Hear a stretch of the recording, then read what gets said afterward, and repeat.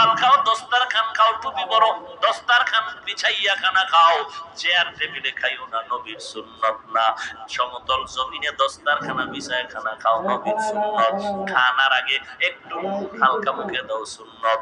খানার মধ্যে আসন ছাড়া 3 তরিকায় বসো, সুন্নত। এরপরে খানা পড়ে গেলে উঠাইয়া খাও, সুন্নত। খানার আগে বিসমিল্লাহি ওয়া আলা বারাকাতিল্লাহ বলো, সুন্নত। খানার আগে বিসমিল্লাহ বলো, সুন্নত। পানি পান করো তো দিন শেষে পান করো, সুন্নত। ডান দিক দিয়ে খানাটা শুরু করো বিসমিল্লাহ বলে, সুন্নত।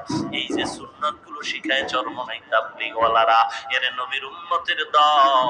এরা গাঞ্জা শিখায় না, গাঞ্জা খাওয়া শিখায় না, নামাজ শিখায়, নামাজ শিখায়, পর্দা শিখায়। এরপরও আল্লাহর বান্দাদের নিয়ে 24টা ঘন্টা কান্নায় বিভোর হয়ে থাকে।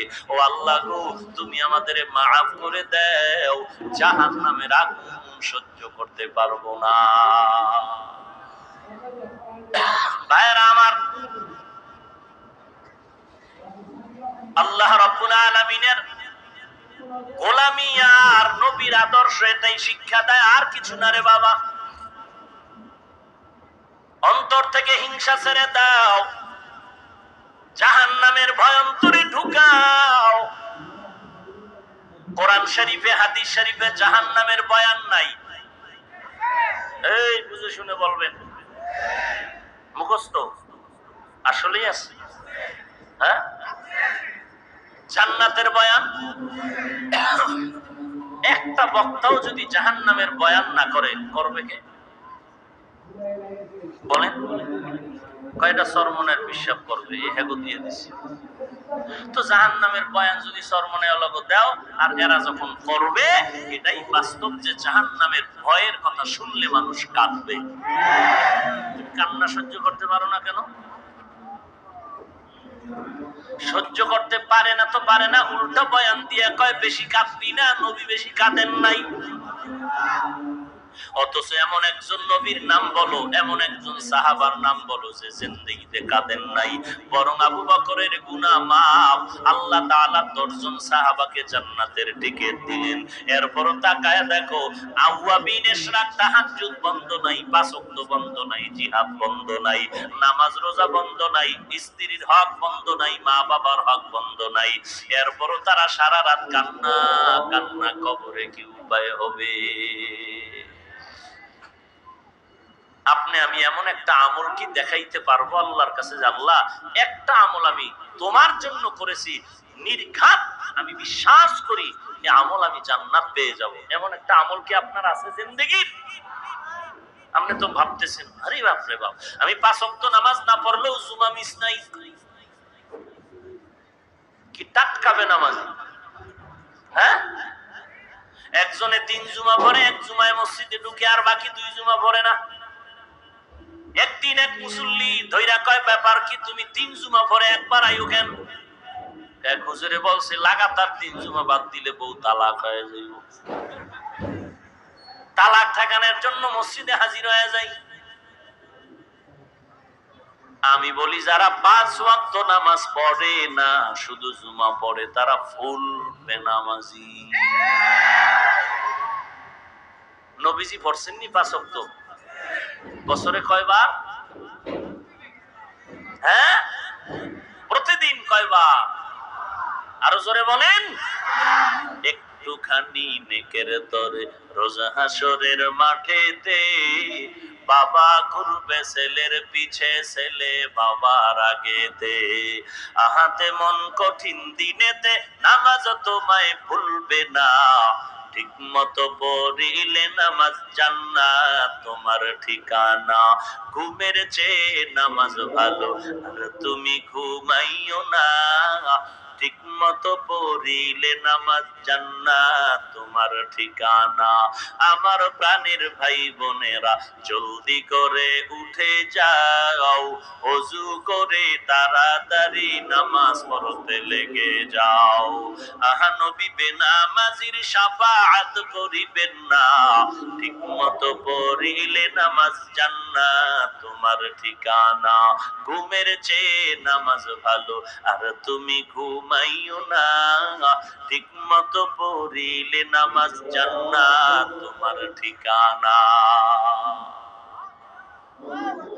পাঁচ বেলার নামাজ যদি পড়ো রে গোলাম, আল্লাহ বলেন ও নবী উম্মতের জানায় দেন, আমি আল্লাহ বান্দার উপরে খুশি হইয়া পাঁচ বেলার নামাজের বরকতে 50 ওয়াক্ত নামাজের সওয়াব দিয়ে দিব।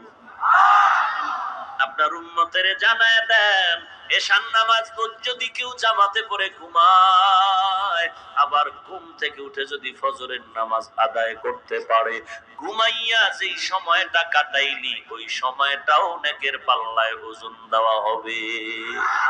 মাকুন সুসুতি নামাজে পাঞ্জে গানা ফাওয়াইলুল লিল মুসাল্লিনা আল্লাযীনা মুমিনারা ইনামাজে ইমদাদে দা ইস্তাঈনু আয়াতে কুরআন আয়াতে কদ আফলাহারা ইয়াতিকুন কুন্দর মানিয়াজদের সাদিকুন। আল্লাহ তাআলার নবীর উপরে কোরআন নাজিল হলো 40 বছরের পরে। দীর্ঘ 40 বছর নবী কি করলেন বলে, বাইতুল্লাহ থেকে একটু দূরে একটা পাহাড় আছে, হেরা পাহাড়, হেরা গুহা, গারে সৌর। নবী ওখানে গিয়া পাথরের পথ পেরিয়ে জঙ্গল পেরিয়ে গিয়া আমার নবী ওখানে বাইতুল্লাহর দিকে ফিরে ফিরে আল্লাহর ধ্যানে সময় কাটাতেন। একদিন, দুদিন, 3 দিন, এক সপ্তাহ নবী আসেন না। আম্মা জান খাদিজাতুল কুবরা রাদিয়াল্লাহু তাআলা আনহা, নবীর মুহাব্বত, ওই মহিলা মানুষ, রাস্তা নাই, এখন তো রাস্তা এসি লাগানো, হেরা গুহায় উঠার জন্য সিঁড়ি, উপরে দোকান, তখন তো কিছুই নাই। এত কষ্ট করে করে আম্মা জান খাদিজা ওই পাহাড় বেয়ে অনেক উপরে উঠে আম্মা জান খাদিজা নবীর কাছে গিয়া গর্তের ভেতরে নেমে নাস্তা পৌঁছায় দিতে।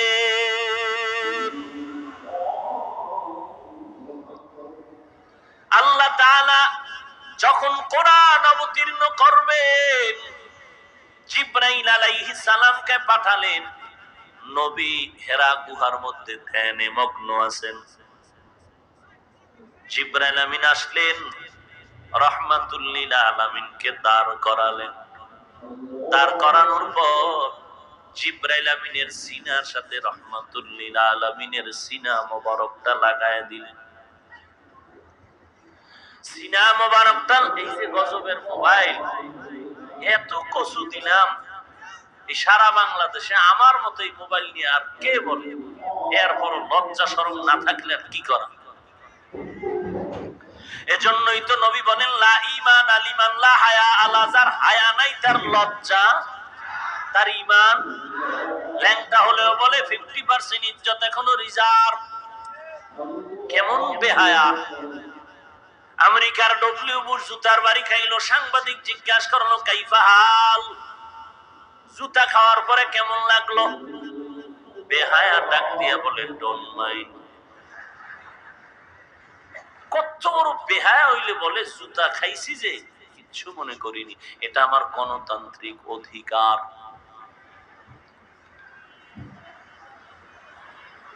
ভাইরা আমার,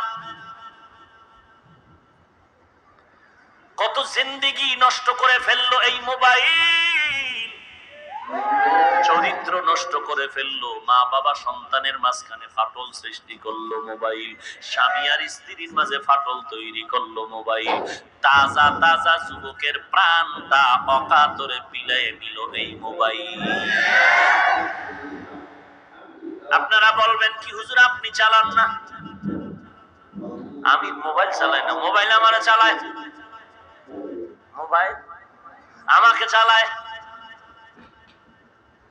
তার মানে কি আমি মোবাইলের গোলাম না, প্রয়োজনে মোবাইল আমার গোলাম। আল্লাহর ভয় নিয়ে চলো রে বান্দা, রাস্তা দুইটাই খোলা আছে, মন্দিরও খোলা, মসজিদও খোলা, ডুববি কই তোর ব্যাপার। মোবাইলটা ওপেন করবি, ডানেও রাস্তা আছে বামেও রাস্তা আছে। ডানে ঢুকবি কোরআন তেলাওয়াত বয়ান, বামে ঢুকবি নর্তকীর নাচ গান। এবার কোথায় ঢুকবা তোমার ইচ্ছার উপরে নির্ভর। মোবাইল যারা অল টাইম চালাও, ডাক্তার দেখাও। এই ফরাজি হাসপাতালের ভাই আছে, ফ্রি চিকিৎসা। তোমার যৌবন ড্যামেজ হয়ে গেছে, কিডনির উপরে গজব। এইসব মোবাইলের কারণে চোখের পাওয়ার শেষ, যৌবন শেষ। বিয়ে টিয়া যা কপালে আসিল তা আগেই শেষ করতেছো। বউ পাবি কিনা আল্লাহ ভালো জানে, নয় পাইতে যাই মরো, আল্লাহ ভালো জানে। নিয়ত তো ভালো না। বিয়ে পাশ করার আগে বিয়া পাশ করেছিস। হ্যাঁ হ্যাঁ রে যুবক, আল্লাহ হেদায়েত দান করুন। কই গেল আরামের ঘুম, কই গেল খানা? মায় বাধা দিলে মায়েরে গালি। তোমার ঘুম তুমি ঘুমাও, আমাকে ডিস্টার্ব করো না। আল্লাহ হেদায়েত দান করুন। আর ছাত্র যারা মোবাইল চালায়, এরা ছাত্র নামের কলঙ্ক। এদের জিন্দেগি পুরাটাই শেষ। এরাই এক সময় শিক্ষকের বিরুদ্ধে আন্দোলন করে, এরাই শিক্ষকের বরদোয়া নিয়ে রাস্তায় ঘুরে। একটু আগেও বলেছি, মানুষের জিন্দেগির মূল পাওয়ার আদবের ভেতরে। রাহমাতুল লিল আলামিনের সিনা মুবারকের সাথে জিবরাইল আমিনের সিনাটা লাগাইয়া মৃদু চাপ দিয়েছেন আর বলেছেন, ইকরা, হে নবী আপনি পড়ুন। নবী কি বললেন? নবী বলেন, মা আনা বিকারিন, আমি পড়তে জানি না। বাতিল বেদাতি ভণ্ডরা এখানে তরজমা করে, নবী নাকি বলেছেন জিবরাইল তুই কে রে, তোর কাছে পড়ুম না। অতি ভক্তি চোর, অতি বেয়াদব ডাকাত। অতি ভক্তি চোর, অতি বেয়াদব ডাকাত। ইউসুফ নবীরে দেখা জুলাইখা পাগল হয়ে গেল। মদিনা মিশরের এমপি মন্ত্রীর বউয়েরা কয়, জুলাইখা এত পাগল কেন? আর গোপন গোপন নাই, ওপেন হয়ে গেছে, সিসি ক্যামেরায় ধরা পড়ে গেল। জুলাইখা তার ইউসুফের সাথে প্রেমের নিবন্ধনে পাগল হয়ে আছে। গোপন আর রইল না। জুলাইখা নিজের একটু পবিত্র বানানোর জন্য একটা কৌশল করে সুন্দর সুন্দর মহিলাদের সাজায় দুই সারিতে বসাইলেন, হাতের মধ্যে ছুরি দিলেন আর ফল দিলেন, আর বললেন তোমাদের মাঝখান থেকে আমি যে ইউসুফের পাগলরে নিয়ে যাব, তোমরা তার দিকে তাকাবা, আমি অর্ডার দিলে ছুরি দিয়া ফল কেটে খাবা। ইউসুফ নবীরে সাজাইয়া জুলাইখা যখন ওই মহিলাদের মাঝখান দিয়ে নিয়ে যায়, মহিলারা এমন তাকান তাকাইলো, নজর আর ফিরাইতে পারলো না। জুলাইখা কয় ফল কেটে খাও। ফল কাটার পরিবর্তে দেখে তাদের হাতের কবজা কেটে গেল। এইবার কয় দেখ আমি কার পাগল, যেমন তেমন ব্যক্তির পাগল না, যার দিকে তাকাইলে নজর ফিরানো যায় না, সেই ইউসুফের দিকে তাকাইলে 3 দিনের ক্ষুধা থাকে না। Drama Go, short drama series. Get it today.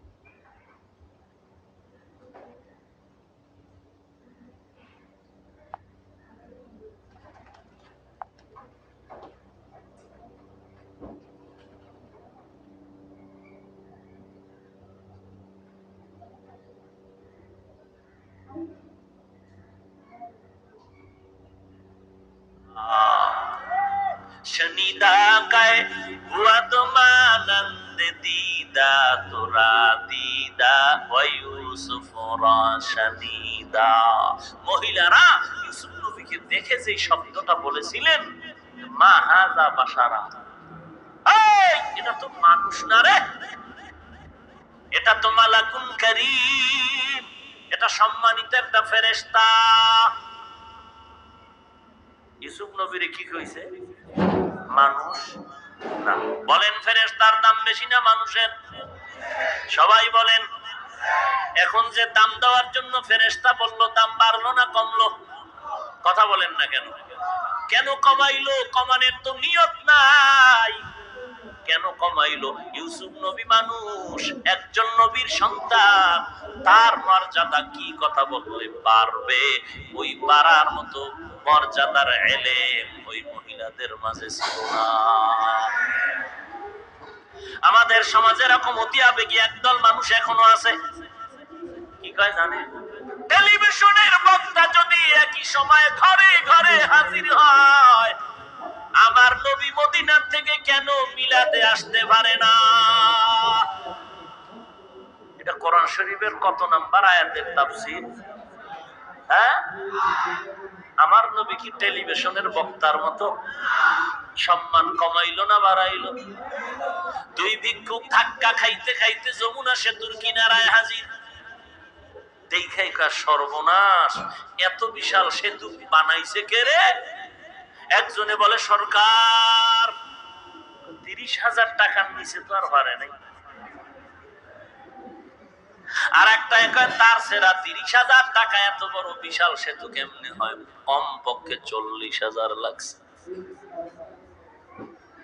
ভিক্ষুক দুইটা যমুনা সেতুর গুণগান গাইলো, হইল না মর্যাদা কমলো?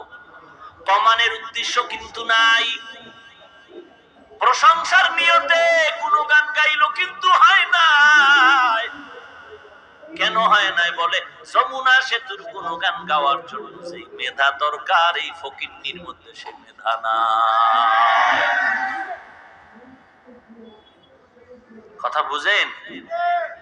নবী টেলিভিশনের বক্তার মতো? হায় হায়, আল্লাহ সব ভাইকে হেদায়েত দান করুন। আরো জোরে বলেন। নবীজিকে চাপ দিলেন, একটা চাপ দিলেন আর বললেন ইকরা, হে নবী পড়ুন। নবী জবাব দিলেন মা আনা বিকারিন, আমি পড়তে জানি না। জিবরিল আবার চাপ দিলেন ইকরা, নবী আবার বললেন মা আনা বিকারিন, আমি পড়তে জানি না। জিবরাইল আমিন এবার তৃতীয় চাপ দিয়েছেন, আগের দুই চাপের থেকে একটু জোরে, আর শব্দ বাড়ায় বললেন ইকরা বিসমি রাব্বিকাল্লাযী খালাক, খালাকাল ইনসানা মিন আলাক, ইকরা ওয়া রাব্বুকাল আকরাম আল্লাযী আল্লামা বিল কলম, আল্লামাল ইনসানা মা লাম ইয়ালাম। কয় চাপ? দুই চাপে পারলেন? পারেন। তৃতীয় চাপে নবী পরে পড়ছেন কিনা?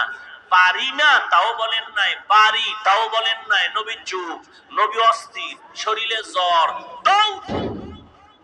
খাদিজাতুল কুবরার কিনারায় গিয়া বলে তাড়াতাড়ি আমারে কম্বল দিয়ে আবৃত করে নাও, আমি অসুস্থ হয়ে গেলাম। ভাইরা আমার, এখানে জানার বিষয় হলো নবীকে দুই চাপ দিলেন, নবী বললেন আমি পড়তে জানি না। 3 নাম্বার চাপে নবী চুপ থেকে সমর্থন দিলেন। কেন? কারণটা কি? 1 নাম্বার জবাব, নবী পড়তে জানি না বলার একটা জবাব হলো নবী তো দেখে দেখে পড়তে জানতেন না। জিবরাইল আমিন রেশমি কাপুরের মধ্যে আয়াত 5টা লিখে দেখাইলেন, পড়ুন ইকরা। নবী তো দেখে দেখে পড়তে জানেন না, নবী উম্মি, দেখে দেখে পড়তে জানেন না আমার নবী। 2 নাম্বার ওলামায়ে কেরামের হাতে